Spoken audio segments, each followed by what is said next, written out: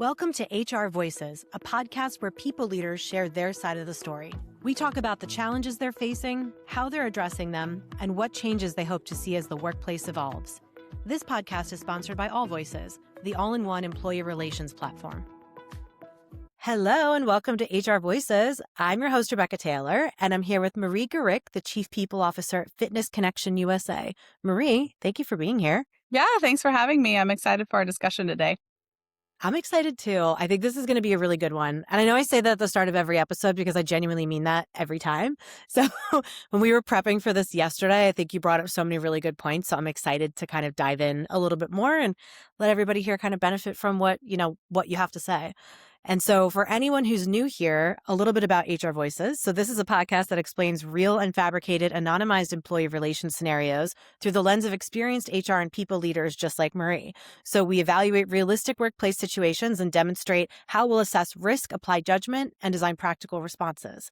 So our goal here is to reveal how strong HR leaders think when facing ambiguity. We're not here to find a single correct answer because unfortunately, that so rarely exists in our work. And that's kind of what the nature of the work is figuring out how to make the next best decision when there isn't always the clear one right in front of you.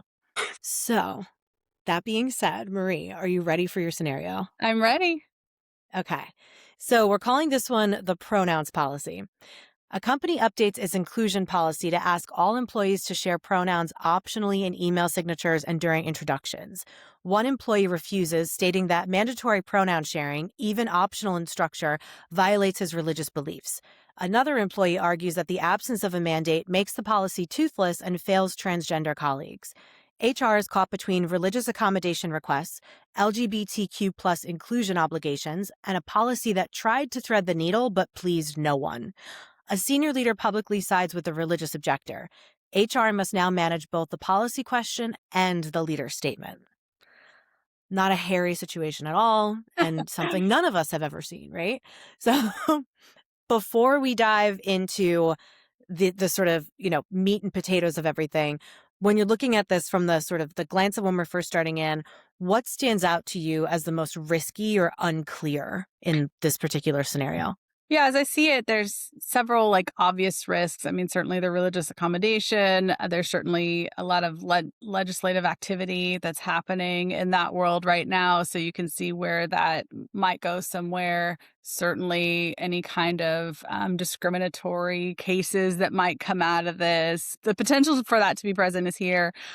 I'm actually not super concerned about either one of those in this scenario. My biggest concern, honestly, is the damage to productivity and the distraction that this becomes in the workplace, and potentially the damage to the culture that's there, right? The biggest thing that's unclear for me as we dig into it is how much this is like a policy mandate attempt to do something inclusive versus where the culture actually is in this organization, and is the policy meant to be just supportive of the already existing culture, or is it something that they're trying to force by way of mandate, right? So as we go into the scenario, I'm not sure about that, and I think that really would change my perspective or how I would handle it as a leader. Yeah. Yeah. And that's fair. And these are all fabricated scenarios too. So we always have to kind of take some of what we see with a grain of salt because we don't have any more information than what is here. And certainly the culture plays a big part in kind of figuring out where to kind of begin, what this really is. Is this a huge change? Is this, what's the part that is sort of really, really uncomfortable for a lot of these employees, and how drastic, quote unquote, is this change compared to what they're used to? Right. And so then as you're, let's say this does come across your desk, you're kind of starting to dive in. Who do you talk to and what information are you looking for just to start this investigation? I really, well, I hope some of this would have happened before we put a policy in place, but I really would Yeah. have wanted to understand where the senior leaders were on that type of inclusive policy to begin with, where the general public was. I think doing that kind of investigation and understanding before you write and implement a policy is super helpful, right? Because it Yeah. helps you to understand where your obstacles are in implementing something. I think when you know where your population is and you know where it needs to head, it helps you to develop a roadmap, right? So you don't step into something unintentionally as much as possible. That being said, I mean, we're here now, right? So I would start by talking to the individual who's bringing up the concern. I want to understand where their concern is coming from, certainly understanding where their kind of litigation interest is, right? What is the background Hmm. behind this? Because I think this is such a politically charged topic, Hmm. and we will find that in cases like this, there are people who have, let's call it, I don't like the word legitimate, but that's the one that's coming to mind right now, right? A Yeah. legitimate, heartfelt concern about their beliefs, whatever they are, that they are having an objection to, right? Internally, and really struggling internally with how do I live my authentic self in this environment that feels forced on me, right? So there's that, or there's someone who has an agenda that wants to turn this into some sort of wide scale political movement, right? And Hmm. I need to understand that from the get go. Yeah. I think it's such a like it's I love that you're starting with that right away because it's like you have to kind of balance it between, legitimacy is the word that you used, or also I can't think of a better one either, but just like I guess like a true, yeah, like is this like a true feeling that you're having that's challenging your beliefs, or are you trying to stir the pot Right. because you can? Because it's kind of the way sometimes some of these things go is like, an employee wants to stir the pot because they can in different ways. And that's kind of the thing that is always that balance, right? Like how much of this is real versus how much of this is orchestrated. And if it is orchestrated, what are they trying to get out of it? Like what's Right. their end goal? Um, yeah. And you mentioned, hopefully before you have a policy in place, you kind of know where senior leadership stands. But and in this scenario, a senior leader backs, quote unquote, backs the religious objector. So what do you think about that? I mean, is that like a blindsided situation or could that be a consensus thing? Yeah, I think it could be both, right? The scenario described it as a public backing too, right? So I imagine there was a statement made in some sort of public forum, whether that was in writing and responding to something or in a meeting saying something that is apparently in dissension to the policy, right? Hmm. It does sound like it is a blind side for the organization. That's how I'm reading it. Yeah. And that makes it a little bit more difficult to handle, in my opinion, right? Because you're caught off guard. And it's never nice to be Yeah. caught off guard. It does make things a little bit more challenging. Yeah. It's very true. And it's, I think with any kind of policy, let's say you are partnering you with senior leadership and all of senior leadership is sort of involved in any kind of policy conversation. It's hard to, you're never really going to get to a scenario where everybody agrees. I mean, Right. even this particular one is that this policy is meant to be one that sort of threads the needle to kind of try to please multiple sides of similar kind of situations because they're asking to put pronouns in your email and to use it in introducing yourself, but it's not mandatory. So I see that where that's that thread the needle. And, I'm sure there are going to be senior leaders who object or who were not on board, but it's like, do you publicly object? Do you talk to that senior leader and say, hey, if you had an issue with this, maybe come to me first because now you're making this into something else? Yeah, in my experience, most of these things happen actually in a passive aggressive way and much more quietly or under the surface. So I almost, as I think about it, I almost would rather have this. I'd rather have it not have it at all. But if it was Yeah. going to happen, I'd rather actually it be public so then we can actually address it. I think under the surface problems make really damage the culture a lot more.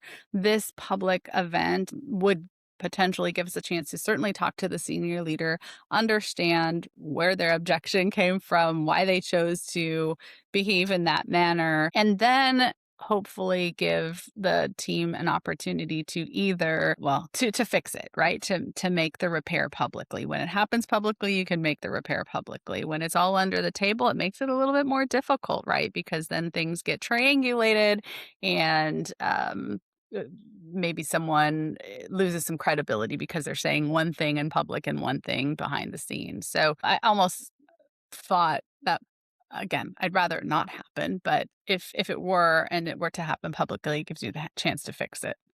Yeah. Yeah. It's almost like if it does, it's like sometimes when things like this do happen publicly too, it's usually an indication that that person maybe doesn't feel heard.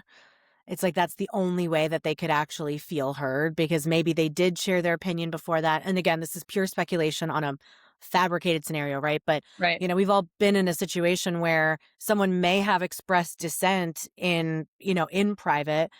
The thing still moved ahead, whatever that policy might be. The policy still moved ahead, even if one person didn't agree, right? Because sometimes it's just the way business goes.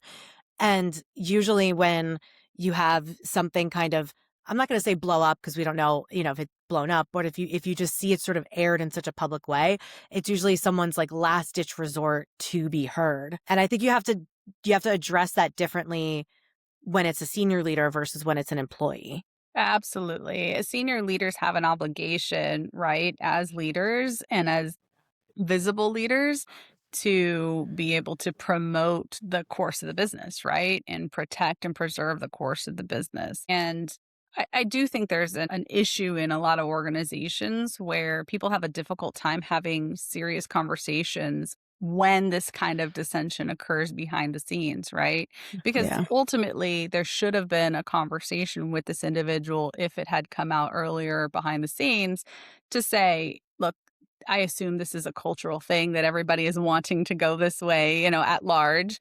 Yeah. And this is where we are passionate about as an organization. We want to be inclusive. I understand you have objections to this. Is this something that you are able to get behind and fully support for the organization's sake? Or is this a turning point for us together where we have to have another conversation about what's best for you and your interests, understanding that you can't get behind this type of inclusive policy, right? And I think sometimes we're afraid of having those conversations, both with senior leaders, but also with the general population and the organization. And if we could get a little bit more comfortable with it, we would be able to make a lot of good decisions for organizations and for the people that we lead. Yeah. Right? And I think it's just an uncomfortable, awkward thing for some people that they're not experienced in. Yeah. Yeah. I agree with that. Especially when you're looking at something like inclusion, it's very broad. It's a very broad kind of sentimentality or broad definition what that could mean because when you're looking at a truly inclusive environment, it means all are welcome here, right? Like Right, ideally you have inclusion and belonging, meaning that, everyone is sort of, being called in, everyone's sort of part of and feels represented. So right, it is hard when you're dealing with two sets of employees whose things that make them who they are directly in conflict with each other. right. And this happens in every single organization, some more openly than others. But this to me is like the hairiest part of a situation like this, because it's like you want to be inclusive. You can't be 100% inclusive to both sides in this. Right. There's someone at some level that is going to feel left out or Yeah. violated in some sort of way, especially if it's coming down as a policy change and not addressed in a different way. Right. I think there's Yeah. other ways to be able to promote this type of environment without necessarily making it a policy change. I have a personal issue with the policy as it was, described to us in the scenario too, because there Yeah. is an element of being inclusive and forcing someone to out themselves if they're not wanting to be public at work that I'm uncomfortable with in the scenario to begin with, right? But Yeah. besides that, I mean, I do think that, there's some better ways to be able to launch things like this. Yeah. It makes me think, and I don't know the answer to this, but it's just kind of like maybe this sounds like I'm playing semantics and because maybe I am. Can you have the part of this is that the inclusion policy is updated to ask employees to share pronouns optionally. Can you have a policy that's optional? Aren't those two things in conflict in and of themselves? Yeah, I definitely mentioned that, right? In the scenario that the LGBTQ individual represented, the transgender side is not really being enforced well enough or supported well enough because it's optional. And I agree with that, right? And I do think that it's very difficult to say you have a policy that is going to be followed and yet it is an optional policy. Those things are not congruent with one another. Yeah. Which again is why I don't know that a policy addressing this is the same. I think getting buy-in and alignment from senior leadership to begin with to start action related to putting pronouns out there in introductions, etc., and have them lead the way is probably a much better way to go about this than just coming out with saying, "Hey, we we changed our policy." Yeah. Yeah. And so as you're kind of starting to dig deeper and to talk to some of these employees to, to get everybody involved, to hear their perspective. What's the risk of moving too fast? And what's the risk of moving too slow to resolution? Yeah, I'll add the slow part first. Is certainly getting to resolution too slow. Well, certainly causes more and more dissension in the team and adds to the lack of productivity that I was concerned about in the beginning. It Yeah. also may cause additional doubt among the team that you're committed to this policy change to begin with, or more importantly, the inclusion efforts, right? That Yeah. we were trying to get to. And I think that would lose confidence in the senior leadership team or in the leadership team or the organization around whether or not we want to be an inclusive and organization dedicated to belongingness. And that is, I think, really detrimental to the culture that they're trying to build here. In Yeah. terms of the move of risk of moving too fast, you know, missing different perspectives, not bringing people along. One of the biggest things that could have helped and would help in this scenario is the process of bringing people along, getting advocates in from all sides, representing as many, I say all, but as many perspectives as you possibly can Yeah. before the launch to get the momentum behind it. So that I think continues in this too, right? Not allowing for some of that time to bring people along. But it's a fine line because if you move too quick, there's a problem. If you move too slow, there's a bigger problem Yeah. in my mind. Yeah. Yeah. And it's like there's an opportunity for change management to kind of come into play throughout this a little bit better too, right? Like I think when you're introducing policies or policy changes of any kind, it's like you have to do a good change management process to kind of get there because like any major new policies really shouldn't be introduced like you're saying your album's dropping. Like it Right. shouldn't be a surprise. There should be usually policies like codifying behaviors and the culture, right? So it's like Right.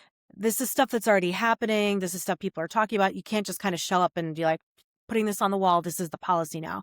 Because that's where you tend to get more aggressive reactions. And by aggressive, I just mean people just feel caught off guard. Sure. And so, they're going to push back because they don't get the chance to be brought along.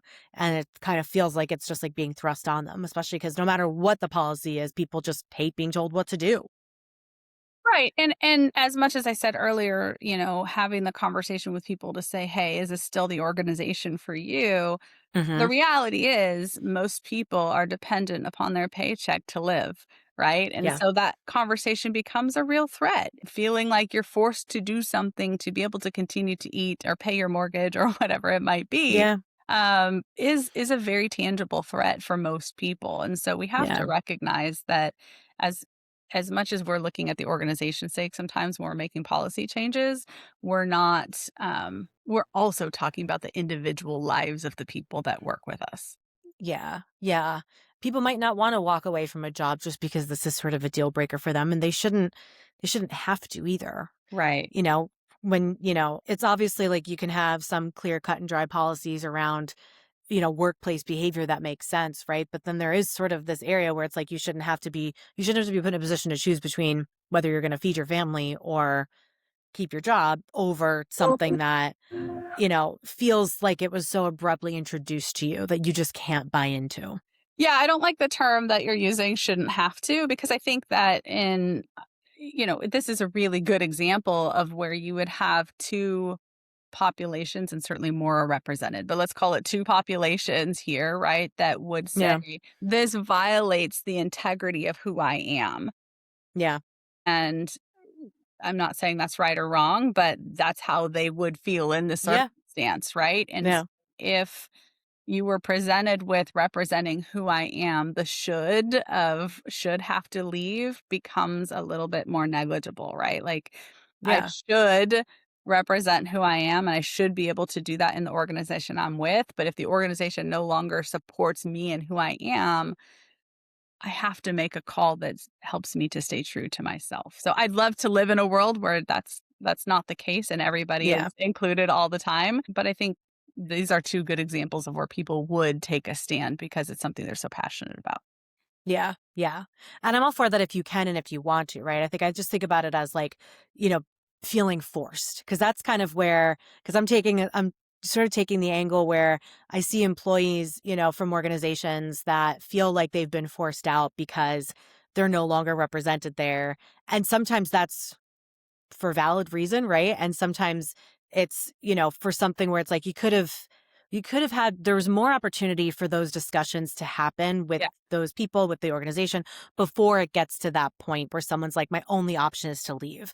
Like right. I'm kind of in the thought where it's like losing people should be the literally last ditch resort for most of these scenarios and situations. Yeah, So I just see it as 100%. such a missed opportunity that like, it's like, okay, I have to leave because I'm not here. It's like, well, let's, maybe that's not let's talk about that. What does that mean, right? Right. Yeah, what I'd say is that is the job of the organization in planning to think through some of those things. And you mentioned change management, and we've talked a little bit about bringing people along, right? If that all is done well, the damage should be minimal.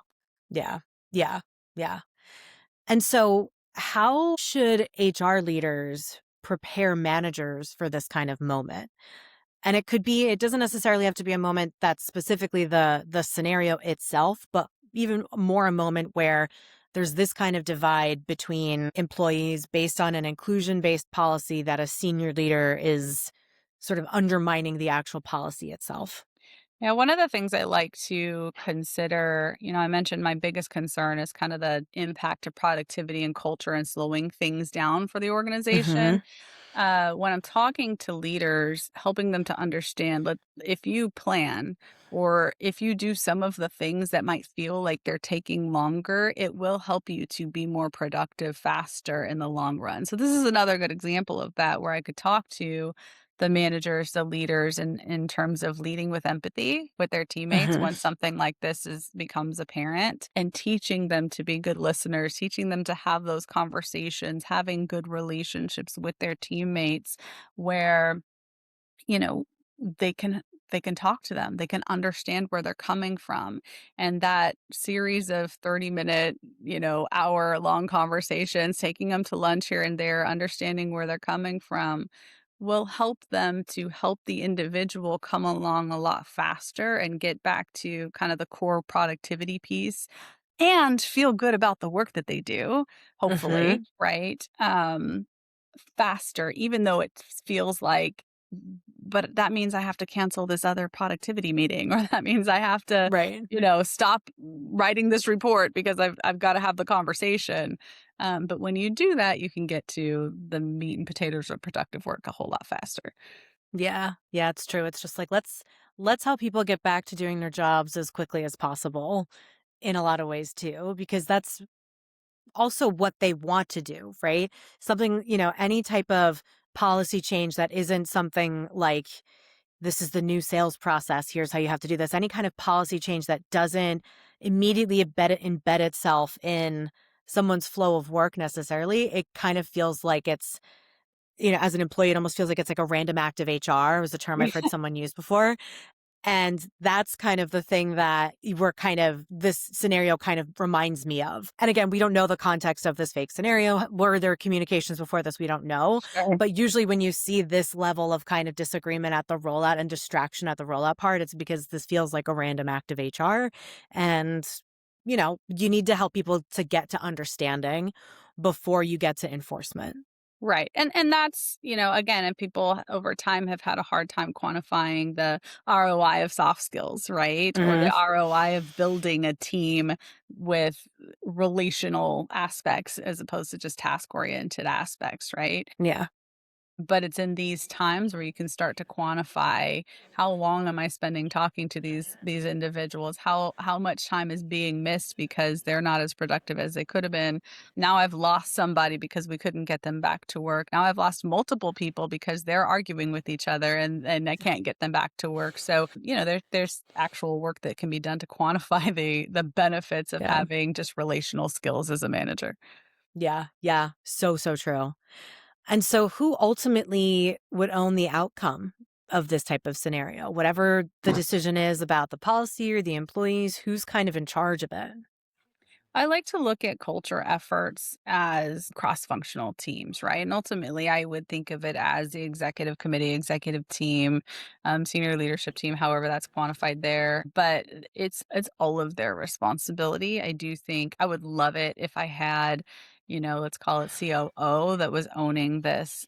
The reality is, I think that most people would point to the head of HR, whatever their title is, as kind of Yeah. the owner of it. And I do think that it's maybe their responsibility to quantify, speak about, report on, coach on. But if you don't have maybe other ownership, like I said, operations ownership or CEO ownership to begin with, it's probably not going to be as effective as it could have been anyway. Yeah. I love that because it's true. It's like HR can sometimes either be the scapegoat, like the person who's or the team that's sort of left holding the bag for things like this, when to Yep. your point, it should be the whole executive team. It's like we're all supposed to be in this together. Or sometimes HR is kind of like, people bring in HR too late because they're worried about how, HR folks are going to ruin whatever it is that they're trying to work on or whatever the Right. situation is.